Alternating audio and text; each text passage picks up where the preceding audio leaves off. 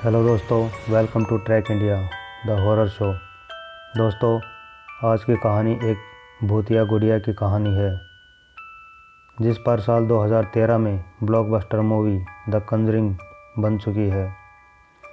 यह कहानी 3 फ्रेंड्स की है जिन्हें यह हॉन्टेड डॉल इतना आतंकित कर देती है कि उन्हें उससे मुक्ति पाने के लिए पेशेवर पैरानॉर्मल इन्वेस्टिगेटर्स एड और लॉरेन वारेन से मदद लेनी पड़ती है।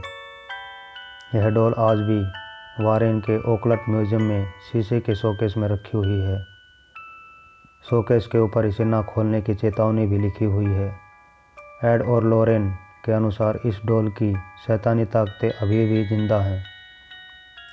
यदि इसे अभिमंत्रित बॉक्स से बाहर निकाला तो ये फिर से सक्रिय हो जाएगी। उनके अनुसार इस डॉल को बॉक्स में बंद करने के बाद भी यह एक इंसान की मौत के लिए जिम्मेदार है। इस कहानी की शुरुआत होती है 1970 में, जब एक माँ एक हॉबी स्टोर से एंटिक सी दिखने वाली गुड़िया लेकर आती है। वो यह गुड़िया अपनी बेटी डोना को उसके जन्मदिन पर भेंट करती है। डोना उस वक्त नर्सिंग की पढ़ाई कर रही थी तथा एक अपार्टमेंट में अपनी फ्रेंड अनंगी के साथ रहती थी। डोना अपनी माँ द्वारा दी गई डॉल को अपने बेड पर एक कोने में सजा देती है। कुछ ही दिनों में डोना और उसकी फ्रेंड्स को उस डॉल के बारे में कुछ अजीब सा डरावना सा अनुभव होने लगता है। वो नोटिस करते हैं कि गुड़िया अपने आप मूव करती है।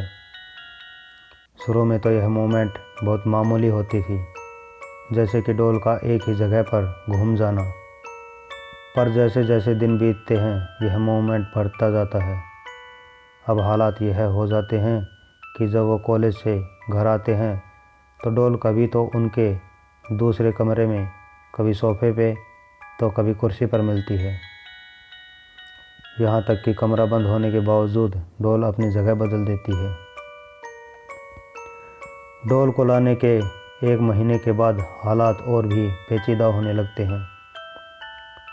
उन्हें कमरों में कागज़ पर लिखे संदेश मिलने लगते हैं। कागज़ पर हेल्प मी लिखा होता था तथा राइटिंग छोटे बच्चे की जैसी थी। उसमें भी आश्चर्य की बात यह है कि मैसेज चमड़े के कागज़ पर लिखे थे, जो कि उस घर में थे ही नहीं। एक रात वो जब सब घर जाते हैं तो उन्हें डॉल की पीठ और सीने पर खून की बूंदें नज़र आती हैं। अब उनका धैर्य जवाब दे जाता है। उन्हें लगता है कि इस डॉल में किसी की आत्मा है और वो आत्माओं से बात करने वाले एक इंसान को मदद के लिए बुलाते हैं। वो व्यक्ति उस गुड़िया की आत्मा से बात करके पता लगाता है कि उसमें एक बच्ची एनाबेल की आत्मा है, जो कि अपने बचपन में उसी जगह खेला करती थी जहां आज वो अपार्टमेंट बना हुआ है। और 7 साल की उम्र में उस लड़की की लाश भी उसी जगह मिलती है। वो कहती है कि उसे डोना का साथ अच्छा लगता है और वो उसके साथ ही रहना चाहती है। डोना भी उसे रहने की इजाज़त दे देती है, पर शीघ्र ही डोना को महसूस होता है कि उसने उस आदमी की बातों पर विश्वास करके बहुत बड़ी गलती कर दी, क्योंकि उस डॉल में किसी बच्चे की आत्मा ना होकर कोई शैतानी आत्मा है। उस घर में उन दोनों के साथ लो भी रहता था, जो कि उस गुड़िया को शुरू से ही पसंद नहीं करता था। उसने डोना को कई बार कहा था कि इस डॉल में बुरी आत्मा है, तुम्हें इसे फेंक देना चाहिए, पर डोना उसकी बातों पर ध्यान नहीं देती थी। बच्ची की आत्मा से बात करने के कुछ दिन बाद ही एक दिन सुबह जब लू ने उठकर बताया कि कल रात डॉल ने उसका गला दबाकर मारने की कोशिश की। डोना को लगता है कि लू ने रात को कोई डरावना सपना देख लिया है, लेकिन उस दिन दोपहर को ऐसी घटना घटी है जिसके कारण सबके होश उड़ जाते हैं। होता यूँ है कि दोपहर को लू और अनंगी बैठकर बातें कर रहे होते हैं। तभी उन्हें डोना के कमरे से भयंकर चीखें सुनाई देती हैं, जबकि डोना तो घर पर होती नहीं है। वो दोनों डरते डरते डोना के कमरे में पहुंचते हैं। जब वो अंदर पहुंचते हैं तो वहां उन्हें डॉल के अलावा कोई नज़र नहीं आता है। डॉल लू को देखते ही उस पर हमला कर देती है। वो उसकी शर्ट फाड़ देती है और उसके शरीर पर गहरे घाव कर देती है। इस हमले से घबराया लू सदमे में चला जाता है। लू पर हुए हमले से डोना को विश्वास हो जाता है कि इस गुड़िया में कोई बच्ची की नहीं बल्कि एक शैतानी आत्मा है। यह गुड़िया शापित है। अब डोना मदद के लिए एक बिशप फादर हैगन से मिलती है। फादर हैगन को यह सब शापित आत्मा का मामला लगता है, इसलिए वो डोना को अपने सीनियर फादर कुक के पास भेज देते हैं, जो कि इन्वेस्टिगेशन के लिए पैरानॉर्मल एक्सपर्ट वारेन और उसकी पत्नी होते हैं। वारेन दंपत्ति तीनों फ्रेंड्स को बुलाकर उनसे बातें करके एक सप्ताह तक उस डॉल के व्यवहार का अध्ययन करते हैं। उसके बाद उस नतीजे पर पहुंचते हैं कि गुड़िया में वास्तव में कोई शैतानी आत्मा है, जो कि डोना के शरीर में कब्जा करना चाहती है। इसकी शुरुआत वो इनका ध्यान अपनी ओर आकर्षित करके करती है। इसके लिए वो पहले जगह बदलती है, फिर हैंड नोट लिखती है, अंत में उन्हें उसके ऊपर ब्लड लगाती है। जब वो एक आत्माओं से बात करने वाले को बुलाते हैं तो यह झूठ बोलकर कि वो एक बच्ची की आत्मा है और किसी को नुकसान नहीं पहुंचाएगी, घर में रुक जाती है। लेकिन वो इस काम से नाराज़ हो जाती है और लू, जो कि उसे बिल्कुल पसंद नहीं करता था, उसके ऊपर जानलेवा हमला कर देती है। वारन के अनुसार वो आत्मा अब कुछ ही दिनों में डोना के शरीर पर कब्जा करने वाली थी। उस घर को शापित आत्मा से मुक्त करने के लिए वारेन फादर कुक द्वारा वहाँ एक अभिमंत्रित क्रिया करवाई जाती है तथा उस शापित गुड़िया को अपने साथ ले जाते हैं। लेकिन शीघ्र ही उसे महसूस होता है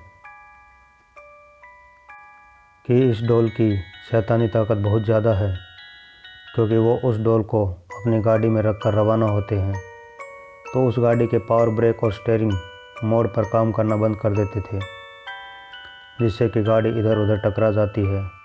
वो समझ जाते हैं ये सब डॉल की शैतानी ताकत के कारण हो रहा है। वो अपनी गाड़ी को रोकते हैं और गुड़िया पर अभिमंत्रित जल छिड़कते हैं। उसके बाद वो गुड़िया शांत होती है और वारेन सकुशल अपने घर पहुंचते हैं। वो उस डॉल को अपने ऑफिस में रख देते हैं। 1-2 दिन बाद ही डॉल की पुरानी हरकतें फिर से शुरू हो जाती हैं। वारेन जाते जाते उसे एक कमरे में बंद करके जाते हैं, पर वो जब आते हैं तो कभी उन्हें सीढ़ियों में तो कभी दूसरे कमरे में मिलती है। इसी बीच एक और घटना घटती है।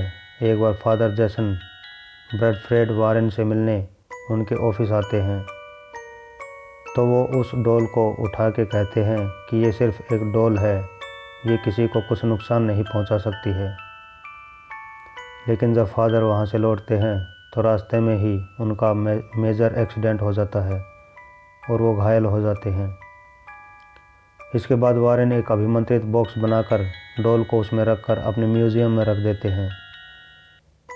उसमें रखने के बाद उस डॉल से फिर से मूवमेंट कभी दिखाई नहीं दी। ऐसा होते हुए कुछ ही दिन बीते थे। हालांकि वारेन इसके बाद भी उसे एक और मौत के लिए जिम्मेदार मानते हैं। वो बताते हैं कि एक बार एक नौजवान अपनी गर्लफ्रेंड के साथ म्यूज़ियम देखने आया था। उन्होंने जब उस डॉल को देखा तो उस डॉल का मजाक बनाने लगा। उसने कहा कि ये डॉल यदि किसी इंसान के शरीर पर घाव बना सकती है तो मैं भी ऐसा ही चाहूँगा। वारेन उन्हें ऐसा करने से मना करते हैं और उन्हें अपने म्यूज़ियम से बाहर कर देते हैं। बाद में उन्हें पता चलता है कि म्यूज़ियम से निकलने के कुछ देर बाद ही उस लड़के की रोड एक्सीडेंट में मौत हो जाती है और लड़की घायल होकर अस्पताल पहुंचती है, जहां वो साल भर रहती है।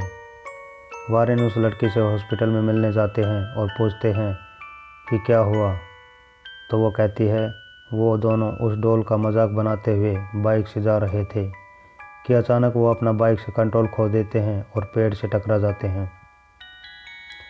वारेन का कहना था आपको शैतान को चैलेंज नहीं करना चाहिए, क्योंकि कोई भी इंसान उससे ज़्यादा शक्तिशाली नहीं होता है। तो दोस्तों, यह थी आज की कहानी। अगर यह आपको कहानी अच्छी लगी हो तो इसे लाइक ज़रूर करें। अगर आपको और ऐसी ही कहानियाँ सुननी है तो हमारे चैनल को सब्सक्राइब करें। तो चलिए मिलते हैं अगली कहानी में, तब तक के लिए गुड बाय।